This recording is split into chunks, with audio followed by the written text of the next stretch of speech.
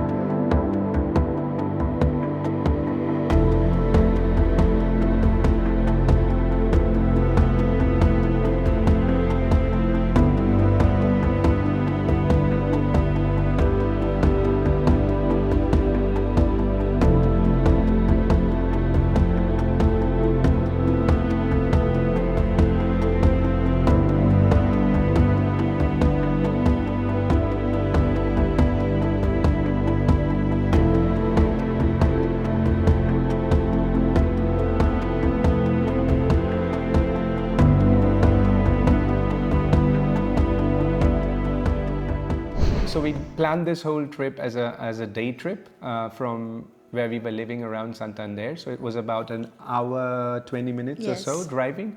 And we reached this town called Cangas de Onís. Now, Cangas de Onís is also a very old historical town. This was the old capital of Asturias and is famous for this Roman bridge which was built in the 14th century.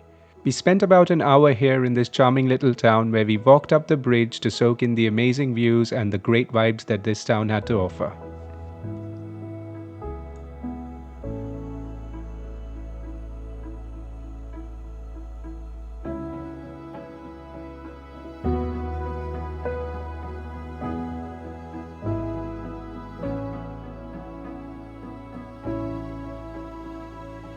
Now it was time to head towards the main attraction, Covadonga.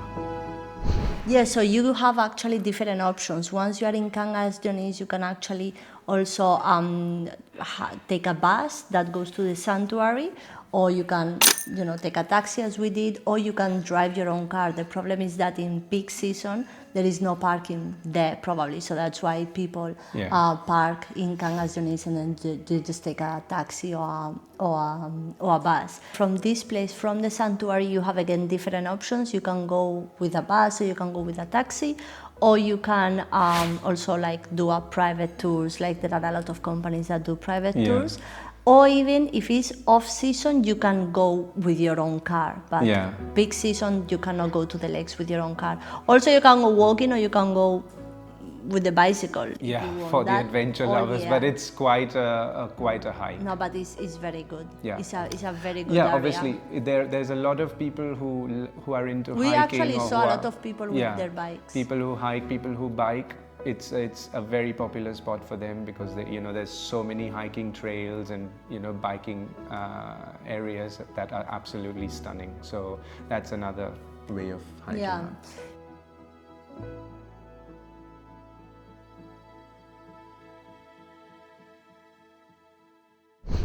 So then now we have arrived to the sanctuary, and what we did, we decided to go directly to the lakes.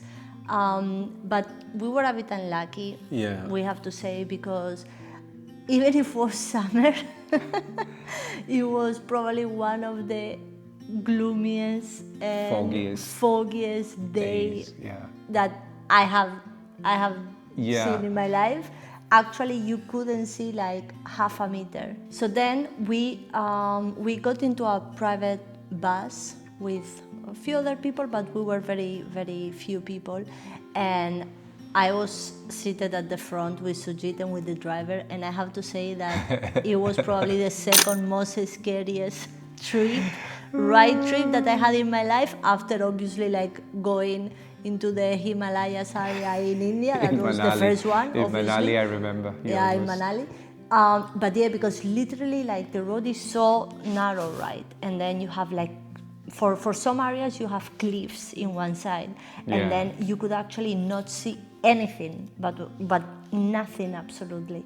And then the driver was so confident, he was talking, he was just like, like this was nothing for him, but I was truly scared until we finally reached the end of like where this route of the lakes are.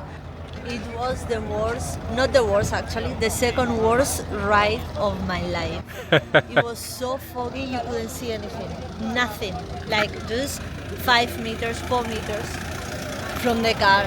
I mean, number one is obviously India, like that trip to the Himalayas, to Shimla, and what was the other town?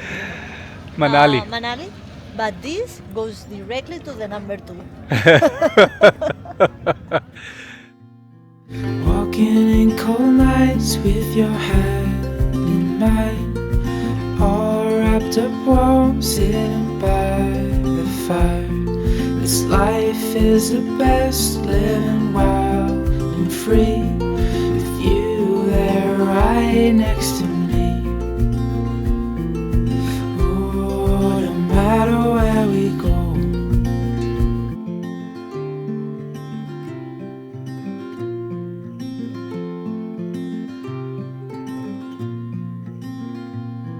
As the sun slowly crept into the sky, it filled the morning air with warmth and life. So we spent about an hour or so there, chilled out a bit, and then we did a few walks around, but we couldn't see much. So there wasn't much we could do, but we still spent a good hour and a half up there, and then we went down to the sanctuary headed area. back to the sanctuary area.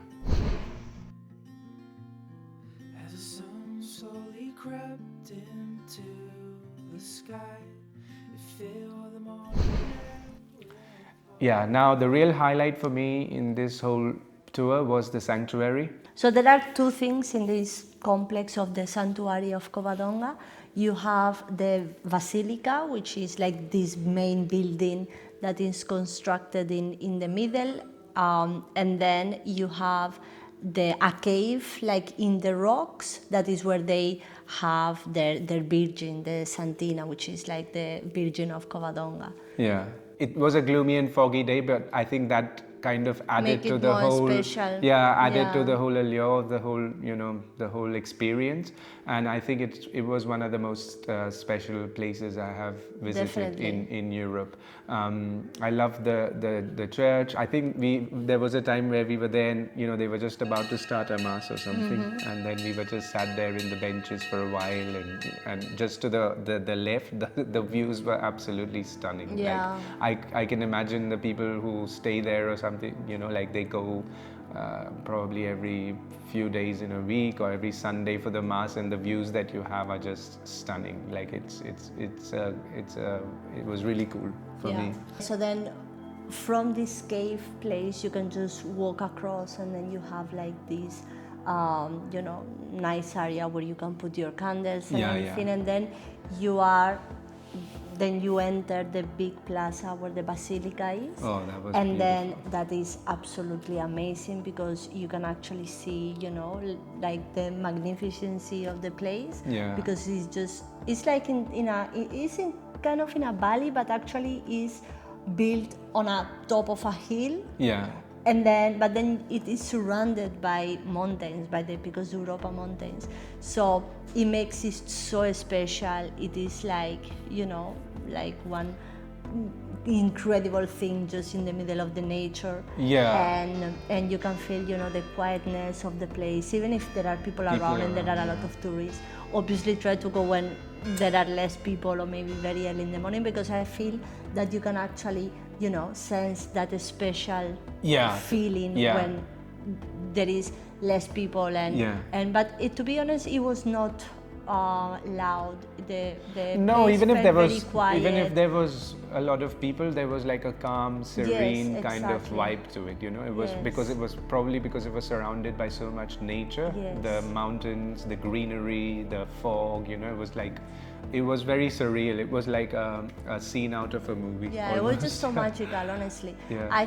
It's one of the places that I have felt, more in peace in general Yeah.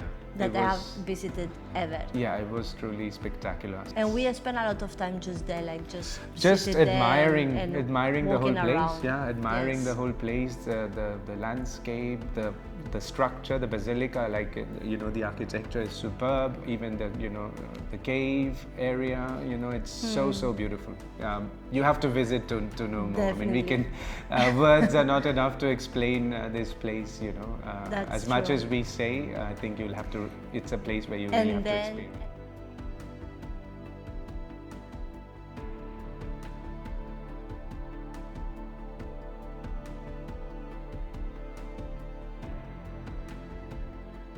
So after we finished all our, the hike up, then we finished visiting the Basilica and all that, and then we came back down, and it was just around lunchtime, and we found this perfect restaurant which had the view of The the best Basilica and views. the view of the cave, and it was so Yeah. amazing. Like the view that they have from there is truly spectacular. Yes.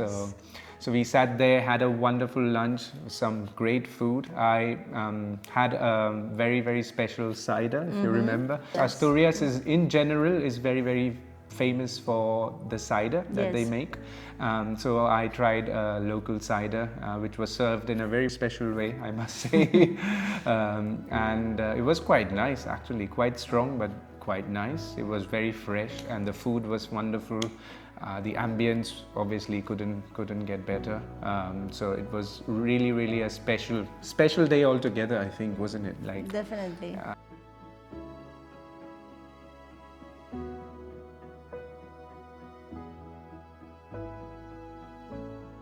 Place also to return. yeah, place definitely to return. Hopefully with better weather. I mean, I want to see how it looks on a sunny day, especially the lakes.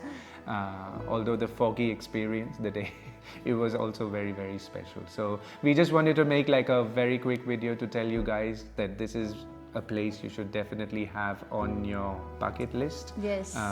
If you are anywhere towards the north of Towards the Spain, north of Spain, around the north of Spain, this is it's definitely actually worth it to just change your itinerary if you have to, like a Yeah. couple of hours or whatever, to actually visit these two accommodate places. this. Just it could be done in a day, as we said. Yeah. All these three places that we just showed you, you could do it in a day. Or if you have more time to spare, it would be an incredible place to spend a few days, I'm sure.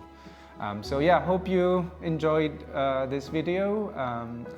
Let us know in the comments what you think about the place, and would this be a place that you would think of visiting in the future? Also, let us know if you like this format of video, where we are just talking about our experience in particular places and taking you a bit more in depth into why we like the place and what the experience was for us, and trying to let you guys know why it would be a great place to visit for you guys as well, or a great experience for you all as well. So hope you enjoyed this video. And See you next time. See you next time. We'll be back with another video very soon. Until then, make sure you like, follow, subscribe to keep the channel going. It really helps us, and it's a real booster whenever we get some new comments and likes and subscriptions. So hope you enjoyed this, and see you soon.